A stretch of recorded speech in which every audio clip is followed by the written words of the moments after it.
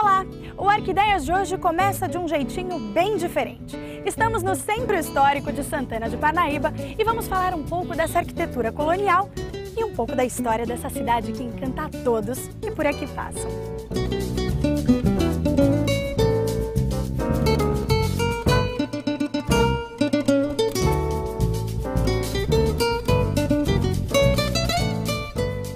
Conversar um pouquinho com a arquiteta Renata Segal. Tudo bem, Renata? Tudo bem. Seja bem-vinda ao nosso programa. Obrigada.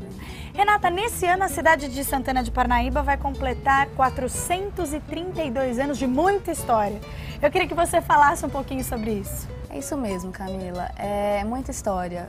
Santana de Parnaíba é do final do século XVI, mais precisamente 1580, quando André Fernandes e sua mãe, eles construíram uma capela em homenagem a Santa Ana. Desde então, começou o desenvolvimento.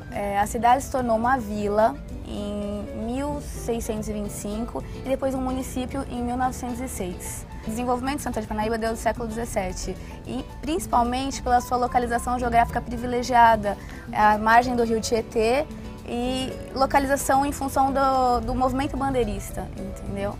As construções do centro histórico, elas são predominantemente do século XIX. Então, assim, a maioria das casas, ela é no alinhamento do lote, elas são, em grande parte, geminadas, os telhados são duas águas, o beiral no alinhamento da calçada. E a técnica construtiva empregada é a taipa de pilão e o pau a pique. E ainda hoje, a gente encontra casas com essas técnicas construtivas aqui no centro histórico. E como é que a cidade conserva até hoje essas características? O que é muito importante para a cidade conservar essas características é o fato dela ser uma cidade tombada. Nós temos um núcleo histórico tombado, que foi tombado em 1982 pelo CONDEFAT, Conselho de Defesa do Patrimônio Histórico, Arqueológico, Artístico e Turístico do Estado de São Paulo. E graças a esse tombamento feito pelos órgãos de defesa do patrimônio e a medidas de preservação, que são o restauro, e outras que também são promovidas aqui na cidade pelo projeto Oficina Escola, que a cidade se mantém como ela é, um dos maiores e mais importantes centros históricos do estado de São Paulo. Muito obrigada, Renata, pela entrevista, por nos passar esse conhecimento todo. Foi um prazer tê-la aqui conosco no Arquideias. O prazer foi todo meu, poder falar de uma cidade que assim é tão especial. Santana de Parnaíba.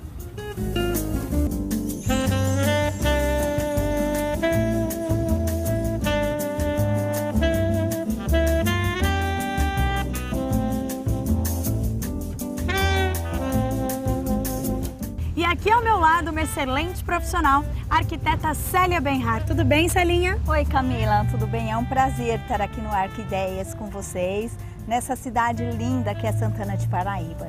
O prazer é todo nosso. Aproveitando para falar um gancho cidade linda, concordo com você. Eu queria que você falasse um pouquinho para a gente sobre a arquitetura dessa cidade. Bom, Santana de Parnaíba tem uma arquitetura colonial brasileira.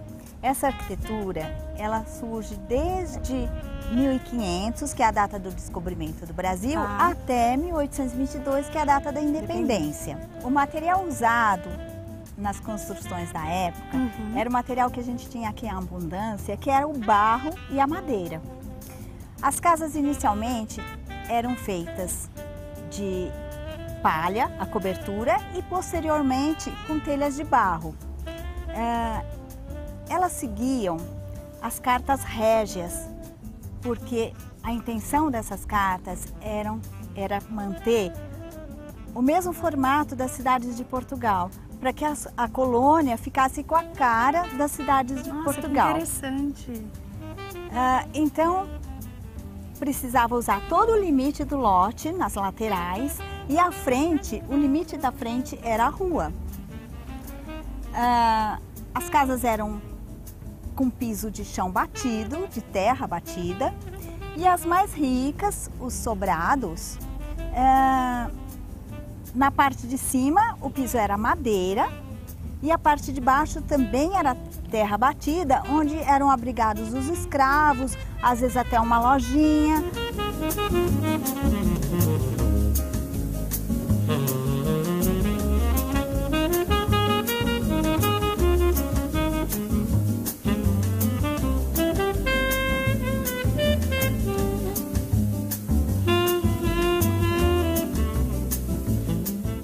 Camila, tem uma curiosidade curiosidade até interessante para te contar.